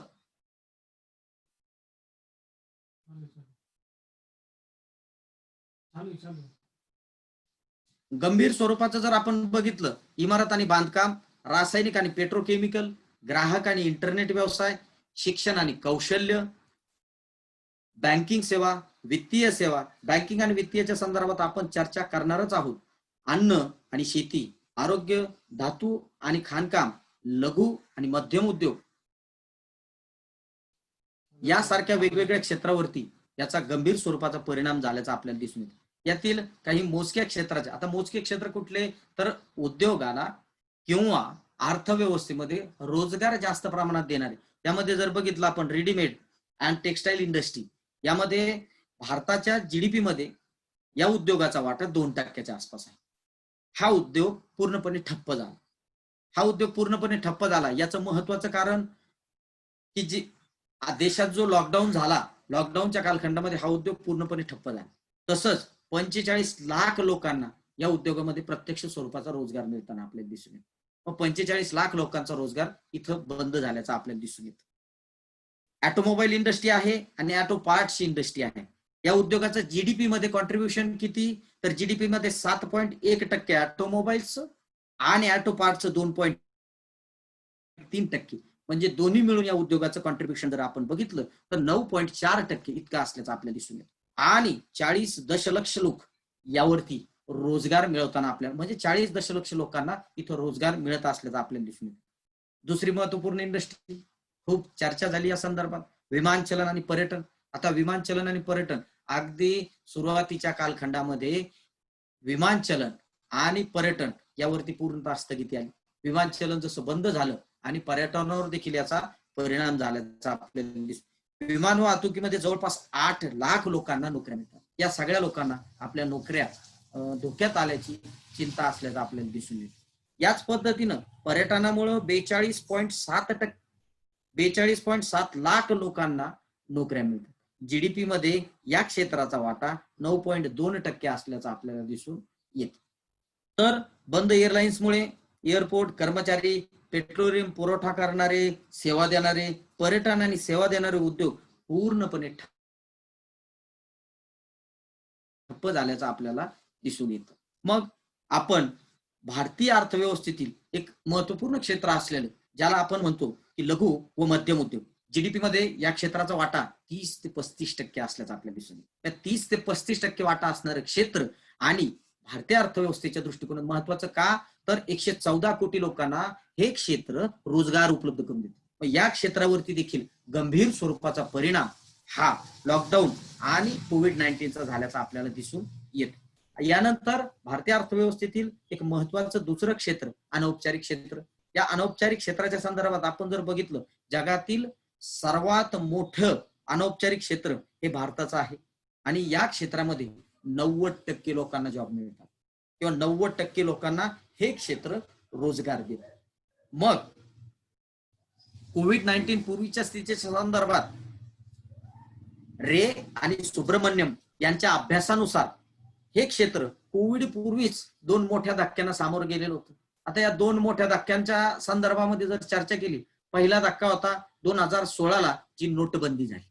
या नोटबंदीमुळं एका रात्रीमध्ये या क्षेत्रातील 46% पैसे हे निरुपयोगी झाल्याचं आपल्याला दिसून येतं. हा धक्का त्या क्षेत्रानं सहन केला. हे क्षेत्र घेण्यापाठीमागचा मूळ उद्देश, हे क्षेत्र अर्थव्यवस्थेतील लोकांना रोजीरोटी किंवा महत्वाचा जो रोजगार आहे ते देण्याचं काम करतं. तर नोटबंदीचा यावरती पहिला गंभीर परिणाम झाला. दुसरा परिणाम 2017ला जीएसटी जो घाई गडबडीमध्ये लागू करण्यात आला. मग हा लागू झाल्यानंतर देखील या क्षेत्रावरती खूप मोठा आघात झाल्याचं आपल्याला दिसून येतं. आता नंतरच्या काळात कोविड आला आणि कोविडचा देखील या क्षेत्रावरती गंभीर स्वरूपाचा परिणाम होताना आपल्याला दिसून येते. मग आपण थोडस कोविड पूर्वीची स्थिती पाहिली, भारतीय अर्थव्यवस्थेची स्थिती पाहिली. आता काय करायला पाहिजे होतं तसं जर बघितलं तर कोविड हा येताना विमानानं आला. कोविड येताना विमानानं आला, मग मात्र जे त्रास किंवा संकट हे जनसामान्याला खूप जास्त झाल्याचं आपल्याला दिसून 50 लाख लोक ज्यावेळेस स्थलांतर करत होते त्यांच्या हातोनात हाल झाल्याचं आपल्याला दिसून येत आणि हे भारतीय अर्थव्यवस्थेचं बॅकबोन असल्याचं आपल्याला दिसून येत. मग याचे अनेक उदाहरणं आहेत. भावनिकतेकडे न जाता अर्थशास्त्रीय दृष्टिकोनातून जर आपण बघितलं तर भारतामध्ये भोपाळ नावाच्या शहरामध्ये एक उद्योजक 800 आसनी क्षमता असलेलं विमान हे तो, त्याची मुलगी आणि त्याची जी परिचारिका आहे यांच्यासाठी वापरतो आणि हे विमान त्यांना घेऊन दिल्लीला जाते. म्हणजे 3 लोकांसाठी ही व्यवस्था होती आणि 50 लाख लोक हे पायी प्रवास करताना आपल्याला दिसून येतं. त्यांचे देखील प्रचंड हाल झाला, अपेष्ट झाल्याचं आपल्याला दिसून येतं. एकंदरीत भारतीय अर्थव्यवस्थेवर सर्वच क्षेत्रावरती मोजके क्षेत्र न घेता सर्वच क्षेत्रावरती प्रचंड ताण तणाव आल्याचं आणि ट्रेसमध्ये असल्याचं आपल्याला दिसून येतं. उपायाच्या संदर्भात आता तर म्हणतोय की आपल्याला कोविडच्या सोबत जगावं लागेल. कोविड सोबत जगत असताना आपण करायचं का, तर या संदर्भात थोडस उपाययोजनेच्या संदर्भात बोलू. आंतरराष्ट्रीय श्रम संघटना, इंटरनॅशनल लेबर ऑर्गनायझेशन, जी श्रमिकांच्या संदर्भात काम करते, ही लेबर ऑर्गनायझेशन म्हणते की आता जगातील प्रत्येक देशानं काही महत्वपूर्ण उपाययोजना करणं गरजेचं. आता कोविड सोबत काम करायचंय हळूहळू सोशल डिस्टन्सिंग ठेवून, तर काय केलं पाहिजे, कामाच्या ठिकाणी मजुरांना संपूर्ण संरक्षण दिलं पाहिजे. महाराष्ट्र एक अग्रगण्य स्वरूपाचं राज्य आहे. या राज्यातील उद्योग क्षेत्राला ज्यावेळेस परवानगी मिळाली, उद्योगाला परवानगी देताना खूप मोठ्या प्रमाणामध्ये उद्योग क्षेत्राला या संरक्षणाची जबाबदारी दिली. वेगवेगळ्या ठिकाणी ते पाळत असल्याचं आपल्याला, परंतु ही जर व्यवस्थित जबाबदारी नसेल तर याचं एक तुम्हाला साधं उदाहरण देतो. मराठवाड्यातील आर्थिक राजधानी औरंगाबाद आहे. या औरंगाबाद MIDC मधील महत्वाची कंपनी बजाज ऑटो आहे. बजाज ऑटो मध्ये जे औरंगाबादहून स्थलांतर करणारे, रोज अपडाऊन करणारे कर्मचारी होते, यामुळं औरंगाबाद शहरामध्ये खूप मोठ्या प्रमाणात आणि ग्रामीणमध्ये कोरोना व्हायरसचा संसर्ग वाढल्याची कारण आपल्याला दिसून येतात. म्हणजे इथं संरक्षण मिळणं गरजेचं आहे. कामाच्या ठिकाणी मजुरांना संपूर्ण संरक्षण मिळालंच पाहिजे. अर्थव्यवस्थेचा चालना देऊन रोजगाराच्या नवीन संधी मिळवल्या पाहिजे. आता या नवीन संधी मिळवण्याच्या बरोबरच नवीन संधी या संदर्भात आपण चर्चा करणारच आहोत. तसं अवघडे सरांनी देखील त्या संदर्भात थोडीशी चर्चा केली. मी थोडीशी ती चर्चा समोर घेऊन जाईल.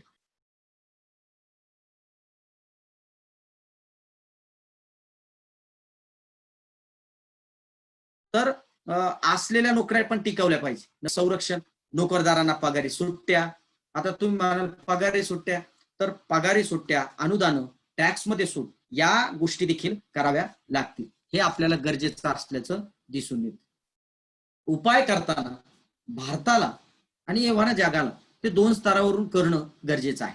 आपण सर्व अर्थशास्त्राचे जाणकार आहात, तर समग्र मागणी वाढीसाठी प्रोत्साहन दिलं गेलं पाहिजे आणि त्याचबरोबर दुसऱ्या बाजूने पुरवठ्याची साखळी पूर्ववत म्हणजे पहिल्याप्रमाणे जी चेन आहे ती सुरू होणं गरजेचं असल्याचं आपल्याला दिसून येतं. एकंदरीतच अर्थव्यवस्थे संदर्भात एकूण अर्थव्यवस्थेच्या सर्वच क्षेत्रांना आपत्कालीन कर्ज पुरवठा व सरकारी मदत मिळण्याबरोबरच पूर्वीच्या कर्ज परतफेडीच्या हप्त्यांची पुनर्रचना करणं गरजेचं आहे. आता ही पुनर्रचना का करायची, याचं प्रमुख कारण असं आहे, लोकांचा जो इन्कम होता तो लॉकडाऊनच्या काळात असंघटित क्षेत्रातील कामगार होते, त्यांनी जे लोन वगैरे घेतलेले होते हे पूर्ण थकीत मध्ये आहे. त्याचं कारण काय, त्यांचे उत्पन्नाचे साधन पूर्णतः बंद आहे. ऑर्गनाइज सेक्टर मधील लोकांना उत्पन्न मिळतंय, पण अनऑर्गनाइज सेक्टरला देशाचे पंतप्रधान यांनी सुचवलं होतं लॉकडाऊनच्या पहिल्या टप्प्यात की खाजगी क्षेत्रातील कामगारांना त्यांची वेतनं द्यावी लागली पाहिजे. या संदर्भात त्यांनी चर्चा केली, परंतु जसजसा लॉकडाऊनचा कालावधी वाढत गेला तसतसं या संदर्भात मात्र चर्चा आणि आशा मावळत गेल्याचं आपल्याला दिसून येत.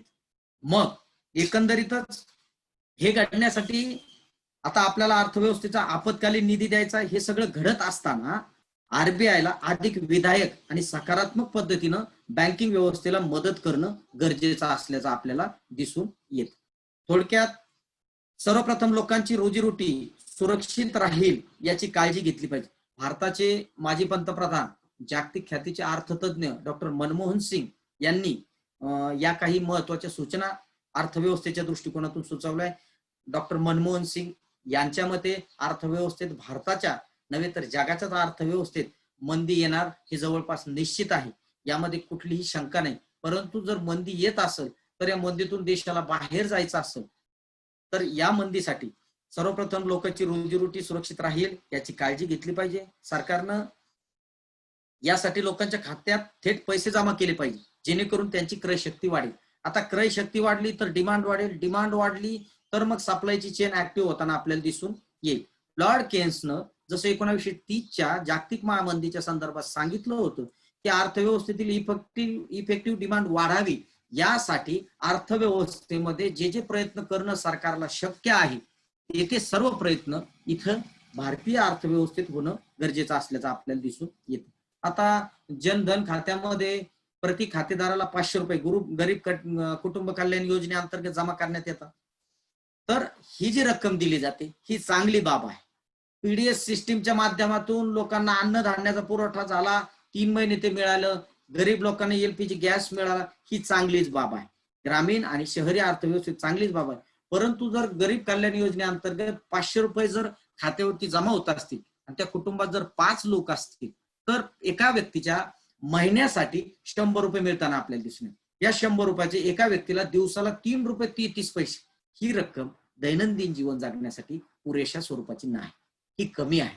यामध्ये वाढ करणं गरजेचं आहे. मग वाढ किती करावी? अनेक तज्ञांनी, अर्थतज्ञांनी या संदर्भात सुचवलंय की 3000 ते 6000च्या दरम्यान ही प्रतिमाह अर्थसहाय्य करावं, जेणेकरून अर्थव्यवस्था मंदीच्या खाईतून बाहेर पडली पाहिजे. या संदर्भात हे दिसून येईल.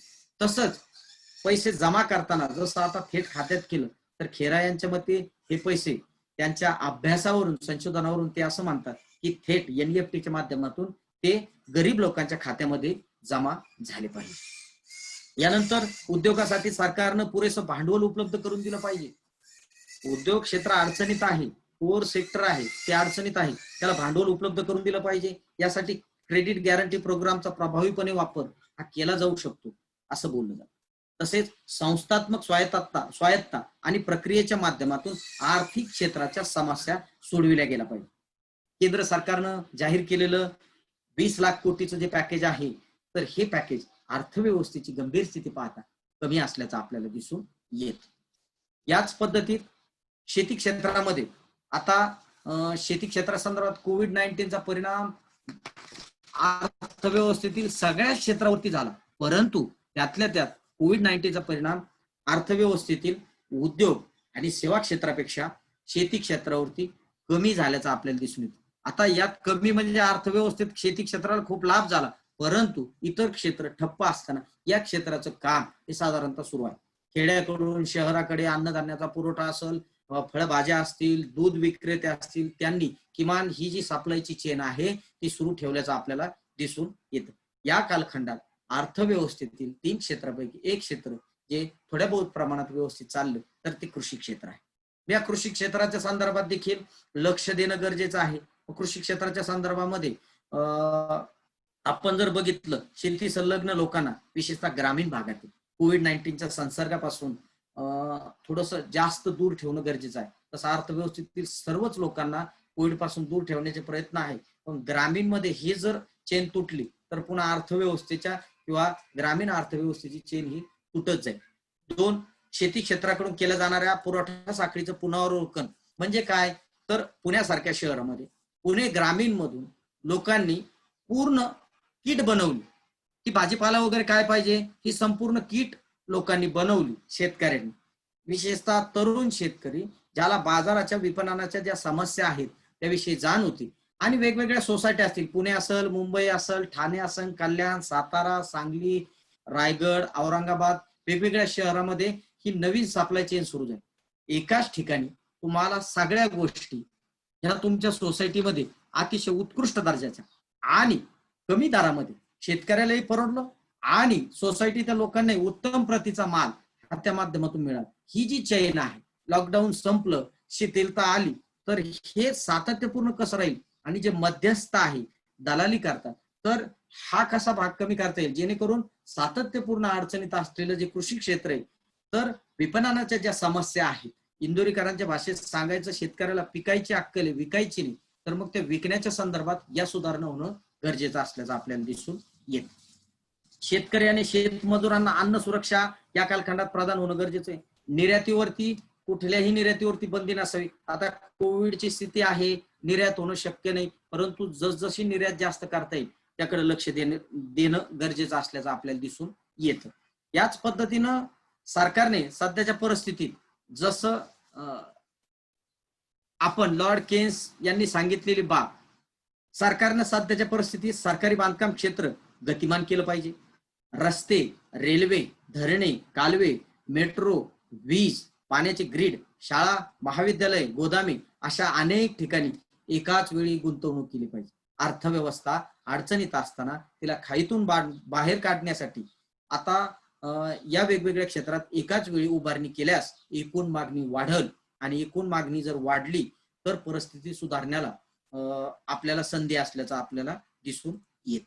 त्याचप्रमाणे एक महत्वाची बाब, शिक्षण आणि आरोग्य मानवी कल्याणाच्या संदर्भामध्ये आपण जर बघितलं, ह्युमन डेव्हलपमेंट इंडेक्स नावाची संकल्पना अलीकडल्या कालखंडात 90ला भारतीय एकंदरीत अर्थशास्त्रात आल्याचं आपल्याला दिसून डॉक्टर महबूबुल हक पाकिस्तानचे अर्थतज्ञ यांनी या संकल्पनेची मांडणी केली. अमर्त्य सेन, मानवी कल्याणाचा विकास होणं गरजेचं. या बाबीतील ह्युमन डेव्हलपमेंट इंडेक्स मधील 3 बाबी महत्वपूर्ण: उत्पन्न, शिक्षण आणि आरोग्य.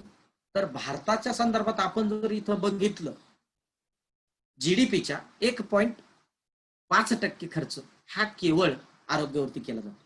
आता विशेष बाब, 1.5% खर्च जो केला जातो यातील सर्वाधिक खर्च 80% हा जे काम करतात प्रत्यक्षात या क्षेत्रामध्ये कर्मचारी, कोविड योद्धे, ज्यांनी अतिशय मोलाची भूमिका या लॉकडाऊनच्या काळामध्ये पार पाडत असल्याचं आपल्याला दिसून त्यांचं कौतुक करावं तेवढं कमी आहे.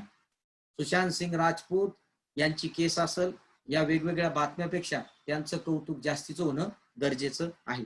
तर यांना दिला जाणारा पगार आहे तर हा खर्च 80% असल्याचं आपल्याला दिसून येतो. तर म्हणजे 20% निधी हा केवळ डेव्हलपमेंटसाठी, उपकरणं असतील, व्हेंटिलेटर अभावी या ठिकाणी एखादा रुग्ण दगावला, तिथं दगावला, हे होता कामा नये. तर यासाठी यामध्ये आपण विकसित देशामध्ये जर बघितलं तर एकूण जीडीपीच्या 10% रक्कम ही आरोग्यावर खर्च केली जाते. भारतात वेगवेगळ्या समित्यांनी आपले अहवाल सादर केले, यामध्ये 4% पर्यंत त्यांनी शिफारशी केल्या, पण त्या अनेक कमिट्याच्या अहवालाप्रमाणे त्या शिफारशीच राहिल्या. त्या शिफारशी न होता तर भारतीय आरोग्य क्षेत्रामध्ये गुंतवणूक होणं अत्यंत गरजेचं असल्याचं आपल्याला दिसून येत. मग जर ही गुंतवणूक झाली, बेसिक इन्फ्रास्ट्रक्चर वगैरे जर दिसून आलं तर खूप याचा भारतीय अर्थव्यवस्थेवरील ताण कमी होताना आपल्याला हेल्थ सेक्टर, हेल्थ बरोबर शिक्षणातही गुंतवणूक तेवढंच होणं गरजेचं आहे.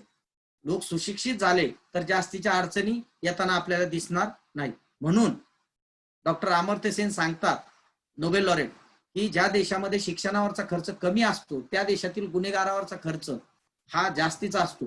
म्हणून शिक्षण क्षेत्रातही गुंतवणूक होणं गरजेचं आहे.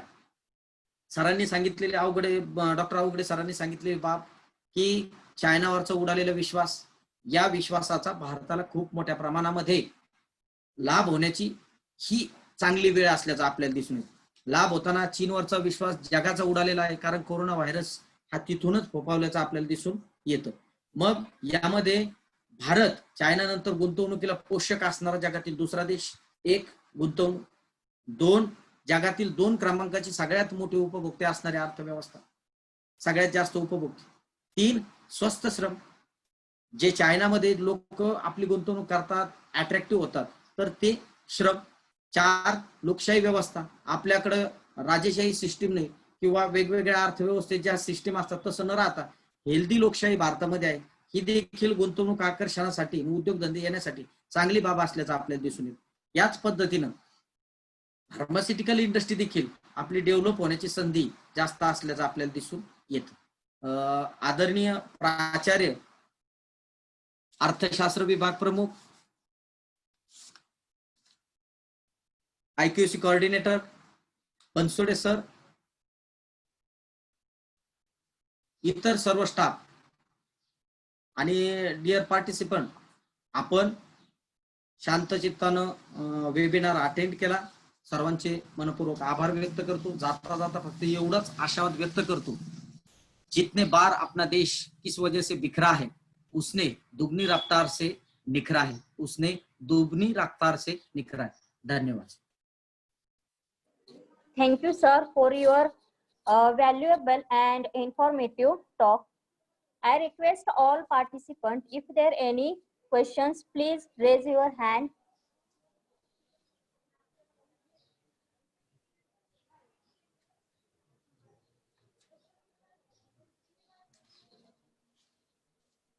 Preach Kishore Singh.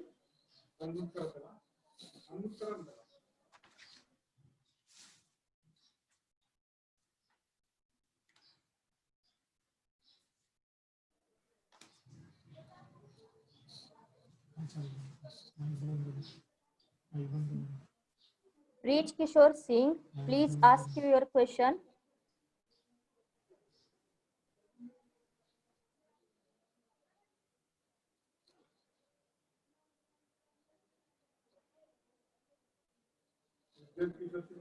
If there are any questions to ask to the resource person,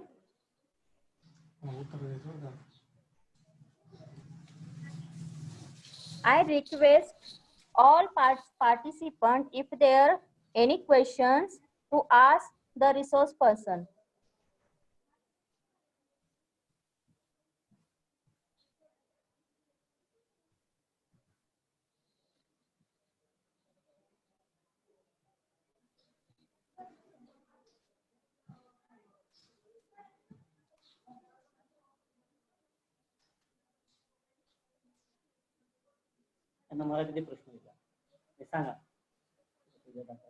तुम्ही मराठीत ही प्रश्न विचारू शकता.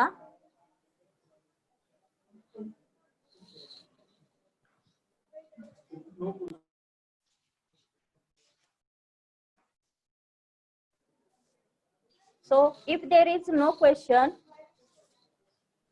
we will go to the next part.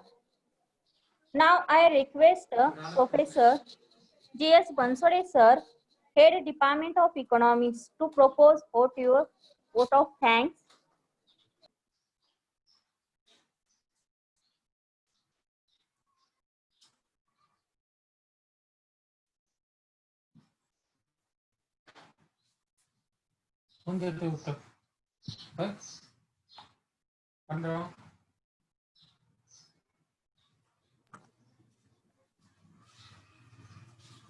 Hello, good afternoon, everybody.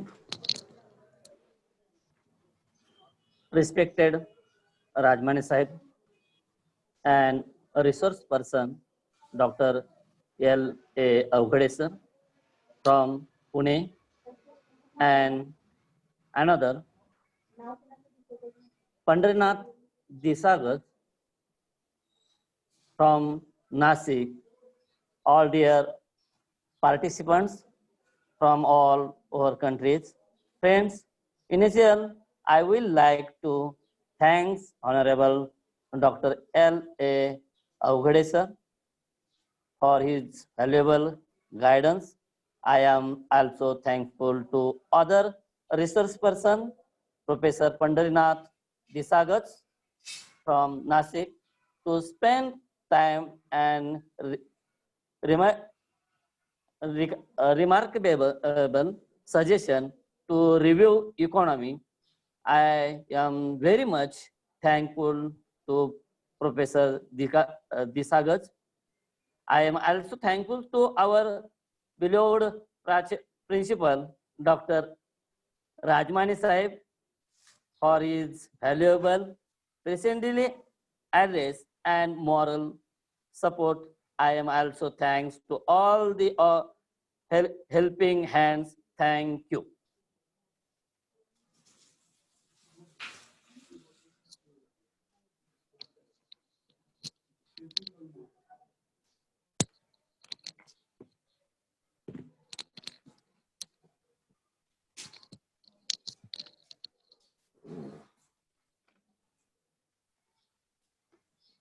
Thank you, sir.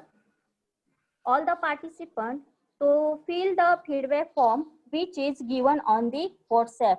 Thank you.